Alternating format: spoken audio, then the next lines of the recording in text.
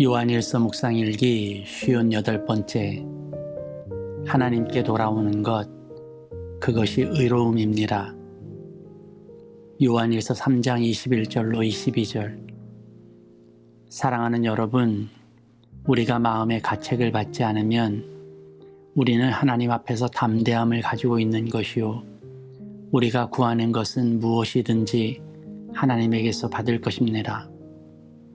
우리가 하나님의 계명을 지키고 하나님께서 기뻐하시는 일을 하기 때문입니다.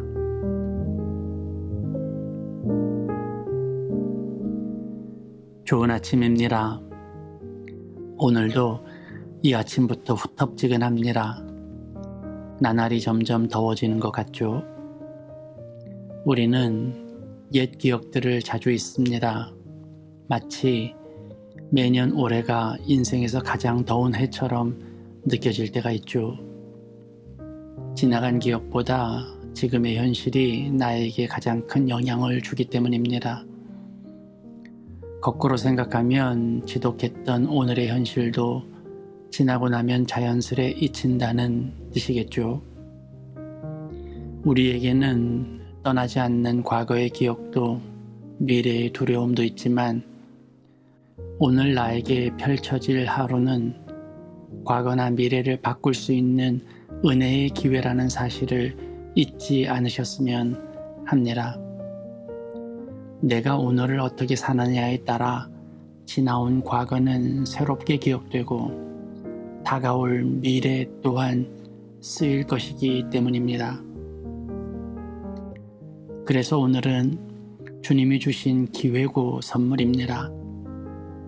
어제와 다른 오늘을, 내일을 만드는 오늘을 사는 여러분 되시길 빕니다. 같은 본문으로 세 번째 묵상입니다.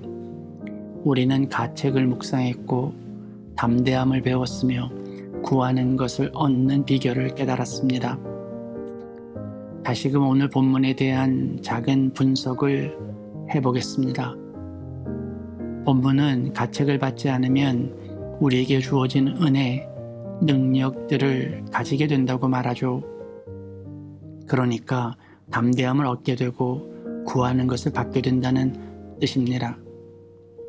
그러면서 이어지는 말은 그 이유를 다시 한번 설명하죠. 그것이 바로 하나님의 계명을 지키는 일이고 하나님께서 기뻐하시는 일을 하는 것이라고 말입니다. 그렇다면 하나님의 계명을 지키는 일, 하나님께서 기뻐하시는 일은 뭘까요? 본문으로만 해석한다면 그것은 우리가 가책을 받지 않는 것입니다. 그러니까 오늘 본문의 핵심은 가책을 받지 않는 것에 있는 것이죠.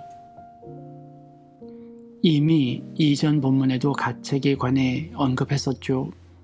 그래서 가책을 받지 않는다는 말의 의미를 조금 더 깊이 다뤄야 할 필요가 생겼습니다.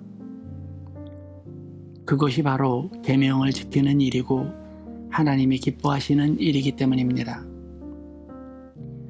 이미 함께 묵상했던 가책을 받지 않는다는 내용을 다시금 언급하며 묵상하는 이유가 있습니다. 이 부분에 대한 해석의 차이가 있기 때문이죠. 우리는 가책을 죄책감으로 해석했습니다. 내 안에 늘 묶여있는 죄의식으로 읽었죠. 더 나아가 알량한 양심으로 표현했어요.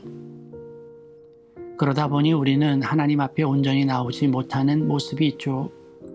때론 미안해서, 때론 너무 뻔뻔해서 감히 돌아오지 못하는 경우들이 있죠. 돌아온 탕자가 아버지에게 돌아오는데 무슨 해명이 필요하겠습니까? 무슨 설명이 필요해요? 돌아올 때 아버지는 죄를 따지지도 잘못을 책망하지도 않으시고 그저 안아주셨습니다. 그게 전부죠. 우리 안에 있는 알량한 죄책감을 버리고 주님께 뻔뻔하게 돌아오는 것이 우리가 묵상한 가책에 대한 말씀의 핵심이었습니다. 그런데 이 본문은 조금 다른 해석도 가능합니다. 어쩌면 이것이 보편적인 해석일지도 모르죠. 그 해석은 가책을 받지 않는다는 것이 우리가 거리낌이 없을 만큼 온전히 살라는 의미로 바라보는 것입니다. 아무 죄도 짓지 않고 살면 가책을 받을 필요가 없으니까요. 그래서 우리가 죄 없이 온전히 오로지 의인으로 사는 것이 필요하다는 주장입니다. 그것이 계명을 지키는 것이고 그것이 하나님이 기뻐하시는 일이라고요. 저는 사도 요한의 의도를 정확히 알 수는 없습니다. 그럼에도 저는 우리가 죄 없이 살고 흠 없이 살고 의인으로 살아야 하나님 앞에 담대히 나아갈 수 있고 그분의 은혜를 누릴 수 있다는 주장에 동의하지 않습니다. 왜냐하면 그런 사람은 없기 때문입니다.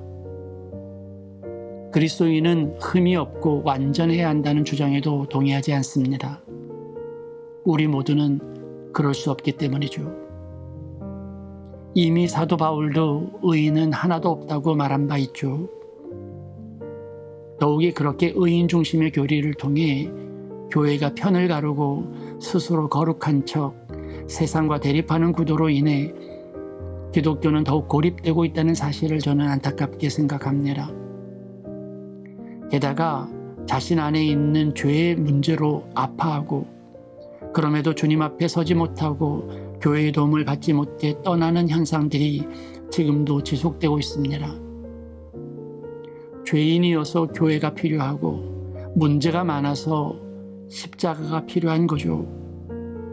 그럼에도 교회는 깨끗해야 한다는 인식이 존재합니다.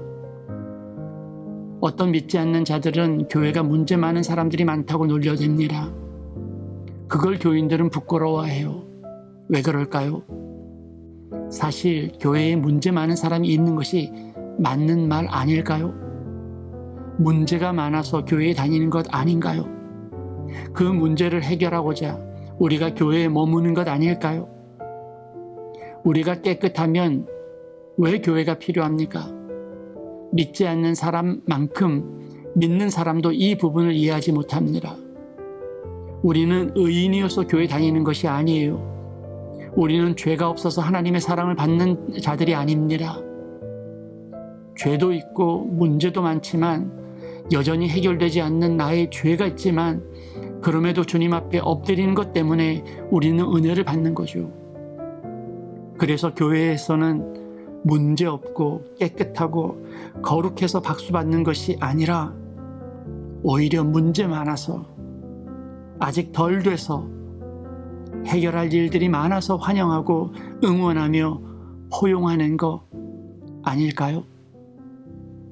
우리 교회는 그런 교회였으면 좋겠습니다. 오늘 이 나눔이 우리 공동체에게 정말 잘 전달되었으면 해요. 의로움은 내가 무슨 선한 일을 해서가 아닙니다. 죄를 이기고 무슨 거룩의 높은 경지에 올라서서 주어지는 것이 아니에요. 내가 어떤 죄가 있더라도, 내가 어떤 잘못이 있더라도, 내가 어떤 문제의 중심에 있을지라도 주님 앞에 설 수만 있다면 그는 의로운 사람입니다. 아버지를 배신하고 가산을 탕진하며 그 어떤 허랑방탕한 생활을 했을지라도 아버지께 돌아오는 그 시간, 그 자리, 그 마음, 그 행동이 의로움입니다. 제 아무리 변명하고 부끄러움을 가지고 양심을 찾아도 주님 앞에 서지 못하는 것은 죄인이든 의인이든 의롭지 못한 행동이에요. 상태가 좋든지 나쁘든지 상황이 되든지 안 되든지 기회가 있든지 없든지 어느 때든지 주님 앞에 나올 수 있다면 그 앞에 엎드릴 용기가 있다면 반복되는 죄에도 지금 고백하고 회개할 수 있다면 그것이 의로움입니다. 그게 하나님의 계명을 지키는 일이고 그게 하나님이 기뻐하시는 일이죠. 그러니 꼭 좋은 사람 되려고 하지 마세요. 언제나 하나님을 대면할 수 있는 사람이 되세요. 슬플 때도 기쁠 때도 아플 때도 건강할 때도 기분이 상하고 안 좋은 감정에 휩싸일 때일수록 더욱 주님 앞에 서는 사람이 되세요. 우리는 죄를 지어서 죄인이 되기보다 주님 앞에 서지 못해서 죄인인 경우가 훨씬 많습니다. 아무리 좋은 마음으로 양심을 지켜도 돌아와야 할 그때 아버지에게 돌아오지 못하는 아들은 그의 품을 경험하지 못합니다. 그게 불의고 죄입니다. 언제나 주님께 돌아오는 길은 가까운 사람이 되세요. 언제나 그 돌아오는 시간이 길지 않은 사람, 속히 돌아올 수 있는 사람이 되시길 빕니다.